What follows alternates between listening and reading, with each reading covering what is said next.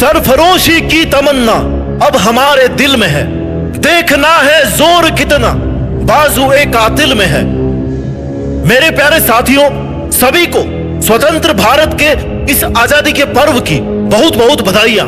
मैं अपने विचारों को शुरू करता हूं 1931 के मार्च की उस एक रात की बात के साथ, जब मात्र 23 साल का एक जवान स्वतंत्रता सेनानी, जिसको अंग्रेज पकड़कर जेल ले जाते हैं और उस स्वतंत्रता सेनानी को मौत की सजा सुना देते हैं। कसूर केवल इतना था कि भारत को आजाद करवाना था और अंग्रेज भारत को कभी भी आजाद होता हुआ नहीं देखना चाहते थे। जब इस 23 साल के नवयुवक स्वतंत्रता सेनानी को आजादी के लिए, अपने देश के लिए लड़ने के जुर्म में अंग्रेज फांसी की सजा सुना देते हैं, तो फांसी के कुछ समय पहले इस युवक की मां मिलने के लिए जेल में आती है। मार्च 1931 की वो काली रात, उस रात का चारों ओर का अंधेरा जरूरत से कुछ ज्यादा ही गहरा काला था और उस रात में रोज की तुलना में बहुत ज्यादा सन्नाटा था। लेकिन इस सन्नाटे के बीच जेल के भीतर एक कोने में एक माँ और उसके बेटे के बीच वो आखिरी बातचीत हो रही थी, वो आखिरी मुलाकात हो रही थी जो हिंदुस्तान के आने वाले दिनों में एक तूफान लाने वाली थी। और ये बातचीत सिर्फ शब्दों का आदान प्रदान नहीं था, बल्कि एक माँ की ममता और साहस और एक जवान बेटे के बलिदान के संकल्प की कहानी थी। माँ की आंखों में आंसू थे, लेकिन उनका हृदय अपने बेटे के साहस पर गर्व कर रहा था। जेलर ने माँ को अंदर बुलाया और उन्हें उस कोठरी की तरफ लेकर के गया जहाँ पर इस नवयुवक को रखा गया था। ये नवयुवक अपनी माताजी को देख करके अपनी जगह खड़ा हो जाता है। इस नवयुवक क्रांतिकारी के चेहरे पर एक हल्की सी मुस्कान आई अपनी माँ को देख करके, जिससे उनकी माँ के दिल को थोड़ा सा सुकून मिलता है। माँ को पता है कि बेटे को फांसी होना निश्चित है और बेटे को भी ये पता है कि माँ को ये पता है कि मुझे फांसी होना निश्चित है। वो युवक मुस्कुराते हुए बोलता है कि माँ, आप आई, मुझे पता था आप आएंगी। माँ ने आंसू भरी आंखों से बेटे को कहा कि बेटा, तुम्हारे बिना ये दुनिया कैसी होगी, मैं तुम्हें हर पल याद करूंगी। वो नवयुवक स्वतंत्रता सेनानी अपनी माँ के पास बैठ जाते हैं और उनके हाथों को अपने हाथों में थाम लेते हैं और कहते हैं कि माँ, मुझे पता है कि मेरा ये निर्णय आपके लिए कितना कठिन है, लेकिन मैंने हमेशा देश के लिए जीने और मरने की कसम खाई है। आज वही दिन है। माँ अपने आंसू पोंछते हुए बोलती है कि बेटा, कोई भी माँ बाप अपने बेटे को अपने सामने खोता हुआ नहीं देखना चाहते, पर तुम्हारा उद्देश्य बहुत बड़ा है। मुझे तुम पर गर्व है।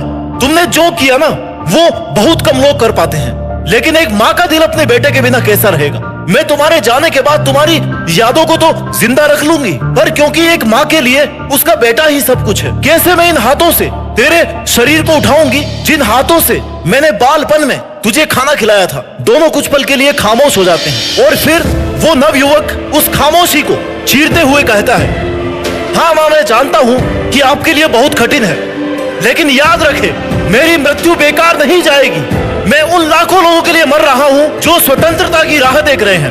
मेरा बलिदान एक दिन इस देश को आजाद करेगा और मुझे खोने की फिक्र मत करना माँ, क्योंकि अगर आज मैं एक भगत सिंह बलिदान दे दूंगा ना, तो इस देश में हजारों भगत सिंह पैदा होंगे, लाखों भगत सिंह पैदा होंगे, जिनमें तेरे इस बेटे की छवि होगी। इसलिए माँ, मेरा बलिदान बेकार नहीं जाएगा। लिखने वाले ने क्या खूब लिखा है कि शहीदों की चिताओं पर लगेंगे हर बरस मेले और वतन पर मरने वालों का यही बाकी निशा होगा। 23 साल के भगत सिंह को हंसते हंसते फांसी पर चढ़ जाना मंजूर था, पर गुलामी में जीना इन्होंने कभी नहीं कबूल किया। ऐसे कई नाम है इतिहास में, सुखदेव, राजगुरु, मंगल पांडे, राम प्रसाद बिस्मिल, अशफाक उल्लाह खान, ठाकुर रोशन सिंह, बटुकेश्वर दत्त, महात्मा गांधी, सत्येंद्र नाथ बोस, सुभाष चंद्र बोस, चंद्रशेखर आजाद, बाल गंगाधर तिलक, गोपाल कृष्ण गोखले। नाम अगर मैं बोलता रहूंगा ना तो कई दिन निकल जाएंगे, लेकिन नाम कभी खत्म नहीं होंगे। आज जिस आबो हवा में हम खुली सांस ले रहे हैं ना, उसके लिए ना जाने कितने आजादी के दीवानों ने इसी आजादी के लिए लड़ते लड़ते अपनी सांसें छोड़ी है, उसकी कोई गिनती नहीं है। ये आजादी हमें दान में नहीं मिली है, बल्कि हमारे इस देश के कई वीरों ने अपना खून देकर के कमाई है ये आजादी। ये आजादी हमें विरासत में यूं ही नहीं मिली है, ना जाने कितनी माओं का दामन सूना हुआ है। आजादी के आंदोलन का वो दौर था जब लोगों की मूलभूत जरूरत रोटी, कपड़ा, मकान नहीं होती थी,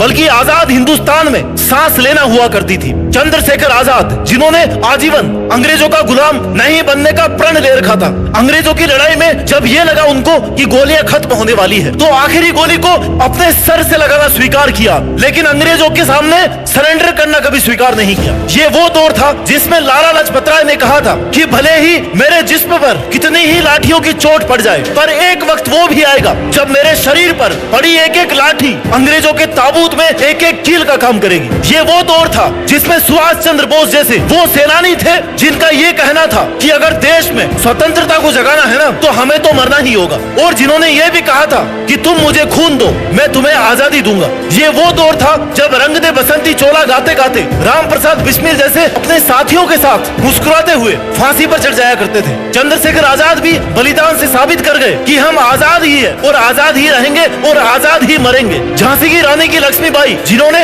अंग्रेजों की बंदूक का अपनी तलवार के साथ बखूबी से क्या सामना किया और लड़ते लड़ते अपनी शहादत को स्वीकार किया, ना कि गुलामी को। बिना हिंसा के भी लड़ाई की जा सकती है, ये हमें महात्मा गांधी जी ने सिखाया है। उन गांधी जी ने यह भी सिखाया है कि या तो करो या फिर मरो, या तो आज है या फिर कभी नहीं है। भगत सिंह जी ने भी कहा है कि लड़ाई बंदूक की गोलियों के दम पे नहीं बल्कि अपने अंदर के साहस की बुनियाद पर जीती जाती है। सुभाष चंद्र बोस, इन्होंने सिखाया है कि अगर हमें अपने राष्ट्र को जिंदा रखना है ना तो हमारे मन में एक ही इच्छा होनी चाहिए, और वो इच्छा होनी चाहिए बलिदान की। आजादी के लिए लड़ी गई लड़ाई का ये वो दौर था जिसमें बच्चे बच्चे के हाथ में आजादी के बिगुल हुआ करते थे, और ये आज का दौर है जिसमें बच्चे बच्चे के हाथ में इंस्टाग्राम की रील्स हुआ करती है। ये वक्त है भ्रष्टाचार और नैतिक गिरावट से ईमानदारी और न्याय की तरफ बढ़ने का।